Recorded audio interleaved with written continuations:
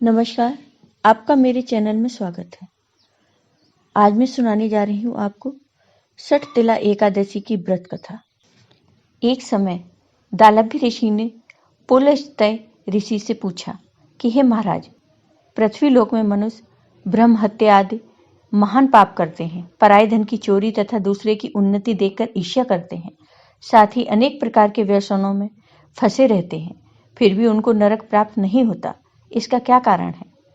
वे न जाने कौन सा दान पुण्य करते हैं जिससे उनके पाप नष्ट हो जाते हैं। यह सब कृपया पूर्वक आप हमें बताइए। पुलस्त्य मुनि कहने लगे, हे महाभाग, आपने मुझसे अत्यंत गंभीर प्रश्न पूछा है। इससे संसार के जीवों का अत्यंत भला होगा, परंतु मैं आपको यह गुप्त तथ्य अवश्य बताऊंगा। उन्होंने कहा कि माघ मास लगते ही मनुष्य को स्नान आदि करके शुद्ध रहना चाहिए। इंद्रियों को बस में करके काम, क्रोध, लोभ, मोह, अहंकार, ईर्ष्या तथा द्वेष आदि का त्याग कर भगवान का स्मरण करना चाहिए। एक बार नारद मुनि त्रैलोक भ्रमण करते हुए भगवान विष्णु के धाम वैकुंठ पहुंचे। वहां पहुंचकर उन्होंने वैकुंठपति को प्रणाम करके उनसे अपनी जिज्ञासा व्यक्त करते हुए प्रश्न किया कि प्रभु, षटतिला एकादशी की क्या कथा है और इस एकादशी को करने से कैसा पुण्य मिलता है?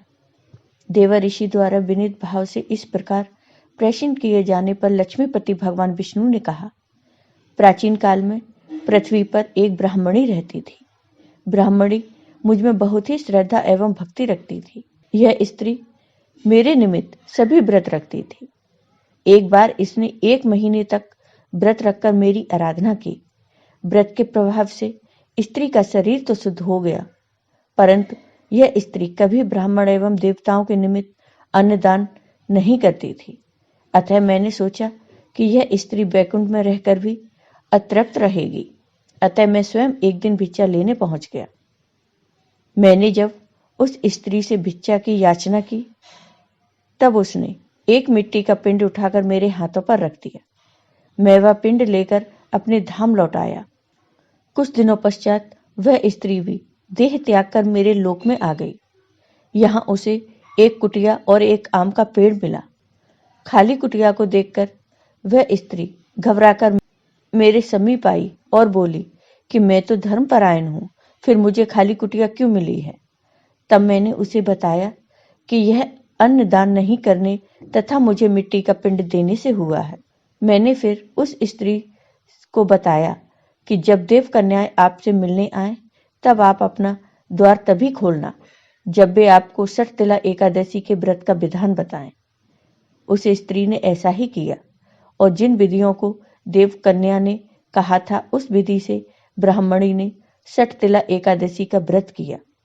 व्रत के प्रभाव से उसकी कुटिया अन्न धन से भर गई।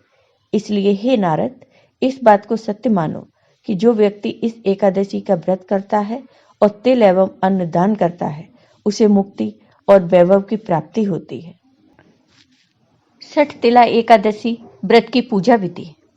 इस दिन व्रती को सुबह जल्दी उठना चाहिए और स्नान करना चाहिए। अब भगवान विष्णु और भगवान कृष्ण की मूर्ति, प्रतिमा या उनके चित्र को स्थापित करना चाहिए। भक्तों को विधि विधान से पूजा अर्चना करनी चाहिए। पूजा के दौरान भगवान कृष्ण के भजन और विष्णु सहस्त्र नाम का पाठ करना चाहिए। प्रसाद, तुलसी, जल, फल, नारियल, अगरबत्ती और फूल देवताओं को अर्पित करने चाहिए। पूजा के दौरान मंत्रों का जाप करना चाहिए। अगली सुबह यानी द्वादशी पर पूजा के बाद भोजन का सेवन करने के बाद षटतिला एकादशी व्रत का पारण करना चाहिए।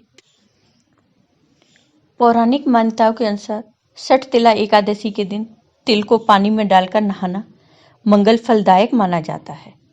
इसके साथ ही भगवान विष्णु को भी पूजा के दौरान तिल अर्पित करने से पुण्य फल की प्राप्ति होती है। यह भी माना जाता है कि इस दिन गरीब या जरूरतमंद को तिल का दान देना शुभ होता है।